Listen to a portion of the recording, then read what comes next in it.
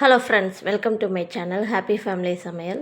Channel பிடிச்சிருந்துச்சுன்னா like பண்ணுங்கள், share பண்ணுங்கள், சப்ஸ்கிரைப் பண்ணுங்கள், பக்கத்தில் உள்ள பெல் ஐக்கானை கிளிக் பண்ணுங்கள். அப்போ தான் நம்ம போடுற வீடியோ எல்லாமே உடனுக்குடனே உங்களுக்கு நோட்டிஃபிகேஷனில் காட்டும். இன்றைக்கி நாம் வெஜிடபிள் பிரியாணி குக்கரில் எப்படி செய்யலான்னு பார்க்கலாம் வாங்க. அதுக்கு ஒரு 50 ml அளவுக்கு கடலெண்ணெய் சேர்த்துக்கோங்க. எண்ணெய் நல்லா சூடானோன்னே 2 ஸ்பூன் அளவுக்கு நெய் சேர்த்துக்கோங்க. நெய் நல்லா சூடானோன்னே 2 துண்டு பட்டை, ஒரு 3 துண்டு கிராம்பு, அன்னாசிப்பூ 2, ஏலக்காய் ஒரு 3, மராட்டி மொக்கு 2, பிரிஞ்சி இலை 2 எல்லாம் சேர்த்துக்கோங்க. மசாலா எல்லாம் எண்ணெயில் நல்லா பொரிஞ்சோன்னே நீல வாக்கில் கட் பண்ணி வச்சுருக்க 3 வெங்காயம் நீல வாக்கில் கட் பண்ணி வச்சுருக்கோம், அதை சேர்த்துக்கலாம். பச்சை மிளகா ஒரு 7 பச்சை மிளகா கீறி வச்சுருக்கோம், அதையும் சேர்த்துக்கலாம்.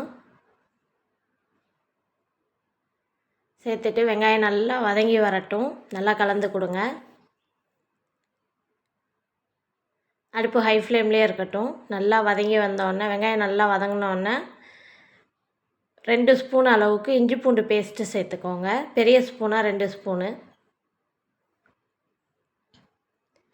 இஞ்சி பூண்டு பச்சை வாசனை போகிற வரைக்கும் நல்லா கலந்து கொடுங்க.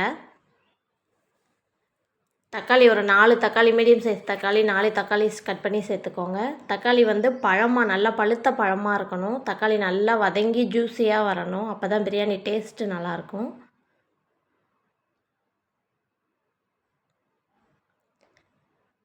உப்பு தேவையான அளவுக்கு சேர்த்துக்கோங்க. சேர்த்துட்டு நல்லா கலந்து கொடுங்க. வெங்காயம் தக்காளிலாம் இந்த மாதிரி நல்லா தொக்கு மாதிரி நல்லா வதங்கி வரணும்.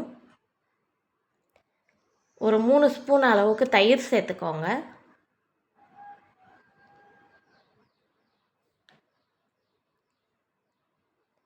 சேர்த்துட்டு நல்லா கலந்து கொடுங்க.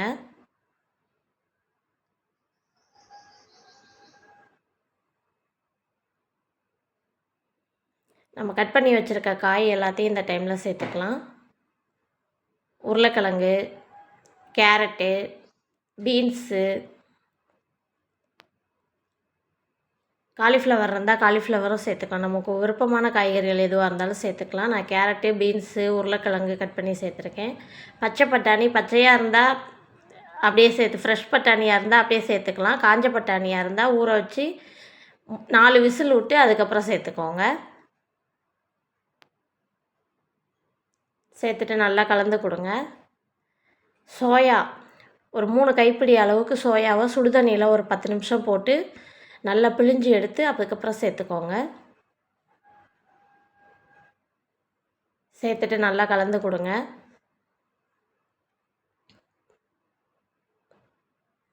பிரியாணிக்கு சேர்க்கும்போது பெரிய சோயாவை விட சின்ன சோயா டேஸ்ட்டு சூப்பராக இருக்கும்.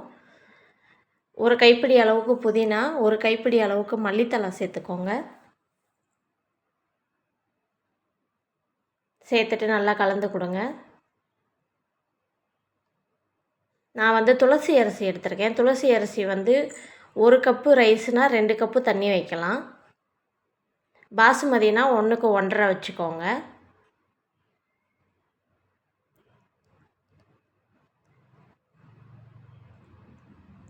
புதினா மல்லித்தழை எல்லாத்தையும் சேர்த்துட்டு நல்லா கலந்து கொடுக்கலாம். நான் 3 கப்பு அளவுக்கு அரிசி எடுத்திருக்கேன், அதனால் 6 கப்பு அளவுக்கு தண்ணி சேர்த்துக்கலாம்.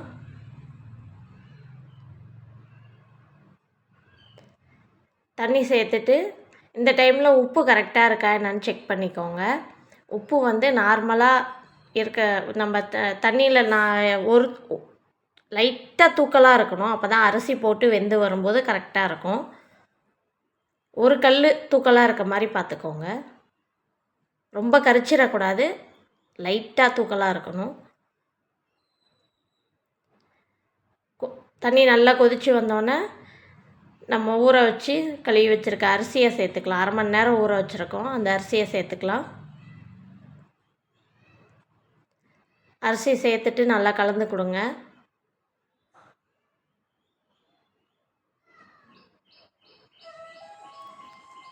அரிசி சேர்த்ததுக்கப்புறம் ஒரு கொதி வந்தோடனே குக்கரை மூடி விசில் போட்டு ஒரே ஒரு விசில் மட்டும் விட்டு எடுத்திங்கன்னா நம்மளோட பிரியாணி ரெடி.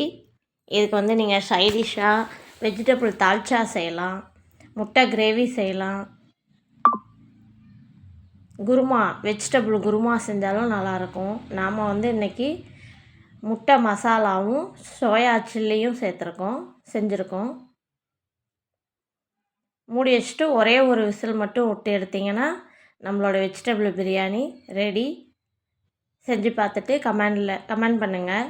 டேஸ்ட் எப்படி இருக்குன்னு சொல்லி கமெண்ட் பண்ணுங்கள். தேங்க்ஸ் ஃபார் வாட்சிங். சேனல் பிடிச்சிருந்துச்சுன்னா சப்ஸ்கிரைப் பண்ணுங்கள், சப்போர்ட் பண்ணுங்கள். தேங்க்யூ.